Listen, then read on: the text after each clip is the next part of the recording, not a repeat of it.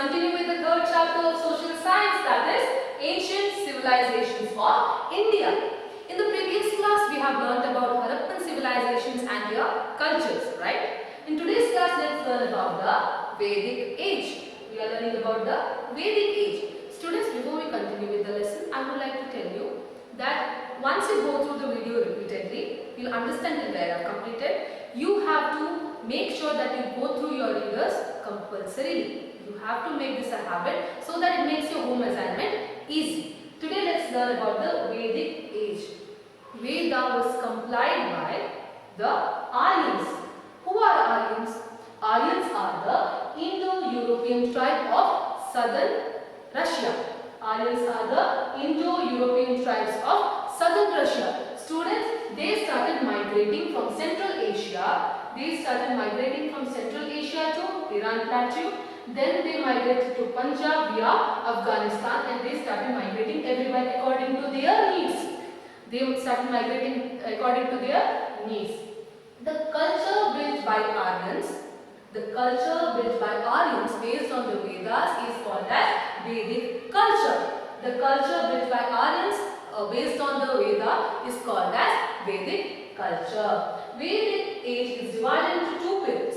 Vedic age is divided into two periods. Those are Rigvedic period and post-Rigvedic period. They are divided into two types, that is two periods. Those are Rigvedic period and post-Rigvedic period. The Vedas were not in written form those days, that is early Vedic age. The Vedas were not in written form. They used to more be through orally. They used to chant the Vedic mantras. Later, during later period, what happened is it came into writing with little changes. The orally, whatever they used to chant, they changed a bit and brought it into a written form. Now let's learn about the Vedas. There are four types of Vedas. Those are Rig Veda, Sama Veda, Yajur Veda and Atharvana Veda. Four Vedas, those are Rig Veda, Sama Veda, Yajur Veda and Atharvana Veda. We'll learn about it briefly once we finish learning about Veda. Students, Vedas, when you hear about it, what comes to your mind? It's more about mantras and chantings, right? It is about nature's worship, yagas, maybe of Ashwamedha yaga and different yagas, and some black magic. Okay, so nature worship, they started worshipping the nature rather than worshipping the idols. These three things are called as Samhite. Nature's worship, yagas and black magic all together is called as Samhite. Every Samhite has a text. Text means it has a description, like how to perform the rituals and pujas and yagas. It has a text or description which explains about how to perform the rituals. So every text or ritual, every text or description is called as Brahmana. The text or description is called as Brahmana. Brahmana is about Aranyakas and Upanishads. Brahmanas is about Aranyakas and Upanishads. Aranyakas means it's about sages or hermits. It's about sages or hermits, the sages who stay in forest. It's about them. It says more about how they should live, how they should behave, how they should perform. Alright. And Upanishads is about philosophy. Philosophy as in how to lead a life, that is more about Brahmanas, how to lead their lives, what ideas about believing of God and different things. It's more about philosophy. Students, now let's learn about Rigveda period or Rigveda. Rigveda is first among all the Vedas. Rigveda is first among all the Vedas. How do we know about it that it's first among all the Vedas? The language mentioned in Rigveda. The language was ancient. Because of it, we got to know that it is among the first Veda. That is, it is first among all the Vedas. And it is the language which is mentioned is Indo-European family language.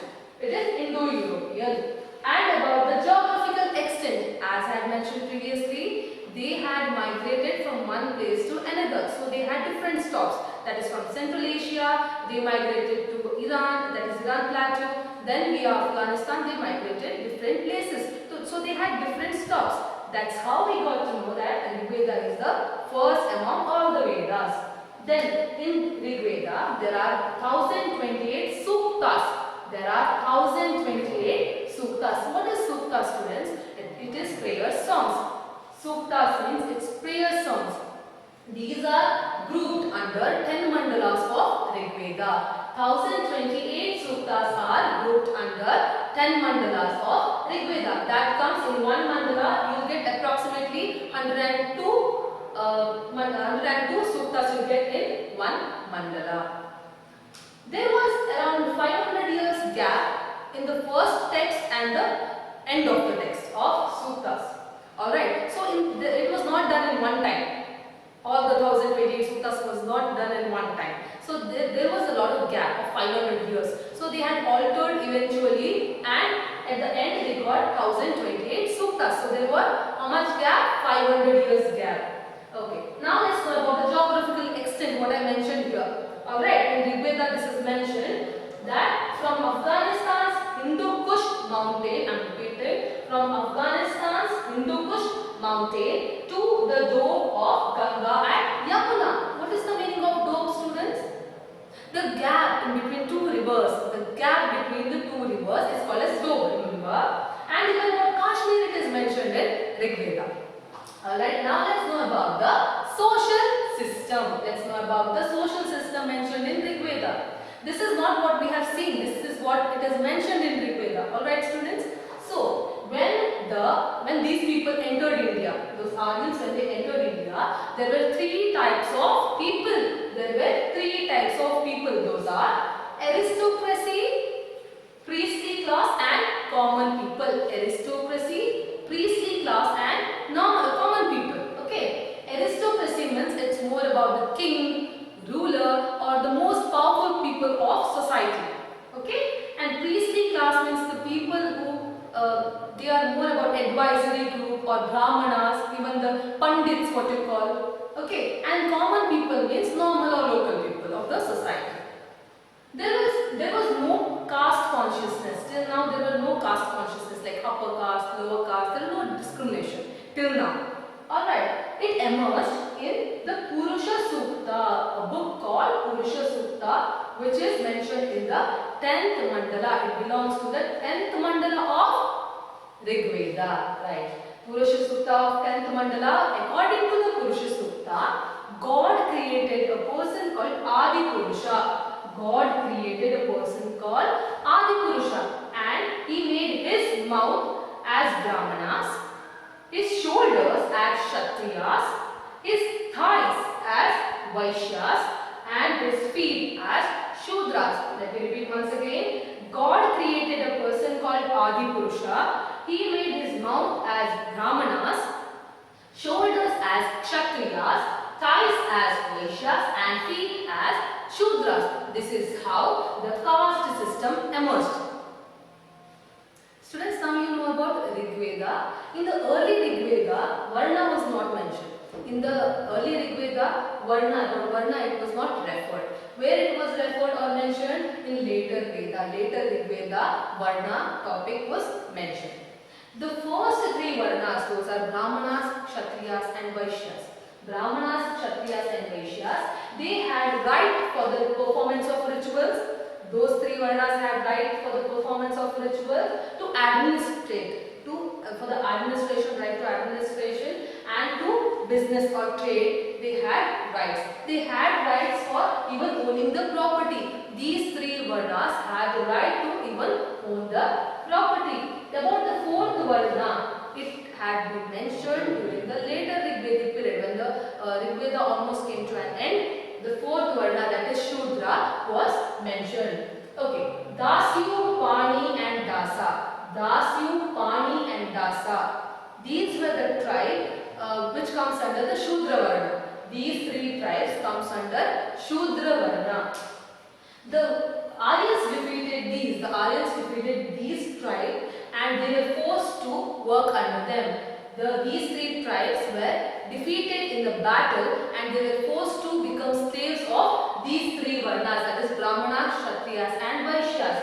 They were forced to work under these three Varnas. The wealth, what is wealth? During those times the wealth was considered as cattle, cow, sheep, goat and and even the land which is used for the cultivation, the agricultural land was used as wealth or considered as wealth. Patriarchy. The patriarchy was the main social unit during those times. That is, the men were given more importance in the society. It may be father or grandfather, whoever is the elder in the family, elder male person in the family was given importance in the society. Now let's learn about the economic system of those times. Economic system. People more indulged in animal husbandry, rearing of animals. People more indulged in animal husbandry. The wealth, as I mentioned, it was the cattle, the goat, sheep and other animals were considered as wealth. And even the cultivation land. That's why agriculture was the main profession during those times. Agriculture was the main or the only profession during those times. The importance of cattle started increasing. The importance of cattle started increasing. These cattle were used for the plowing of land, for fetching of water, even for the transportation, as I had mentioned yesterday in the last class, that these were used for the carrying the load and for the transportation, and these were also used for the milk and meat. Cattle were also used for the milk and meat. And the people who owned large number or more number of cattle were considered rich in the society. The people who owned large number of cattle were considered the richest in the society. These people were not aware of the iron. These people were not aware of the iron. They used to use other metals like brass. Alright, and during those days brass was called as ayas. Brass was called as ayas. Pottery was not a profession. They used to make pottery for themselves at home and they never used to sell it. So it was not a profession. Pots were used by themselves to maybe store the grains, to cook, even to fetch water. So if they want, they used to prepare for themselves, and pottery was not a profession. Pani word has been existed or referred in the Rig Veda. That is the local rich people. Pani was mentioned for the local rich people who knew agriculture as well. There are two terms mentioned in Rig Veda, that is Kshetra and Krishi. Very important. Kshetra means cultivated land, the land which you use for the agriculture or cultivation of crops. So that is called as Kshetra, and cultivation is called as Krishi. Cultivated land is called as Kshetra and cultivation is called as Krishi. Students, now let's learn about the political system of Rigvedic period. There was a reference of a word called Grama during those times. Grama means village. The tribes used to stay in this particular place. The head of this tribe was called as Rajan or Raja. And the name of this Raja or Rajan was dependent on a specific tribe. The position of this Raja was hereditary. That means if the Raja dies, after that his son continues the position. They were allowed to keep one or two kings. I remember an instance where Greek society called Sparta city-state, there were two kings. That's just an example. So the same way they are allowed to keep one or two kings. Dasyu or Pani, who are the Shudra Varnas, they are considered inhuman or killable. They did not have good position in the society. Sabha or Samiti, Sabha and Samiti, these are the assemblies which are conducted by the kings to address the common people. Sabha and Samiti is an assembly which is done by the king to address the common people. Kshatriya, Kshatriya is a person who rules the common people. Kshatriya is a person who rules the common people. Yodha, Yodha means soldier. During this time, Kshatriya word was not introduced, or there is no reference in the Rigvedic book. Now let's learn about the religious system of Rigvedic period. Yajna was the epic center. Any good occasion was incomplete without the yajnas. Most of the time they used to perform yajnas. That is during the opening or during establishing something, they used to perform yajnas. Animal sacrifices were done. Animal sacrifices were given importance to please God. Animal sacrifices were done to please God. There were two reasons for performing yajnas. There were two reasons for performing yajnas: to welcome rain and to defeat the enemies. That is, enemies are mentioned here, Dasyu and Pani. To defeat their enemies, they used to perform yajnas. During this performance of yajnas, they used to recite shlokas and drink soma rasa. They used to recite shloka, that is orally, and drink soma rasa. There was no idol worship. During those times, there were no idol worship. They used to worship nature. There were no idol worship. No animals and humans as symbol of worship. If you want me to give you an example, how we consider Ganapati and the vehicle, that is Mushak Vahana, that is mouse. There were no given. These were not given importance during those times. These were not considered during those times. And one more example is like peacock was a vehicle of God Subramanya. The same way, no animals and humans as symbol of worship. They were not worshipped this way. Okay. The prominence given to the fire. Fire was considered one kind of god, that is god Agni. The prominence or importance was given to fire, and fire was dedicated with 200 shlokas. The fire, god Agni, was given 200 or dedicated 200 shlokas. There were 250 shlokas on Lord Indra. Lord Indra was pleased to welcome rain. He was the god of rains. God Indra was the god of rains. Vishnu is not given importance. He has a lot of avatars, we say incarnations. He was not given importance. Later stage, that is later Vedic period, Shiva, god Shiva was given. He appeared. He was not given so much importance, but in later stage, god Shiva appeared.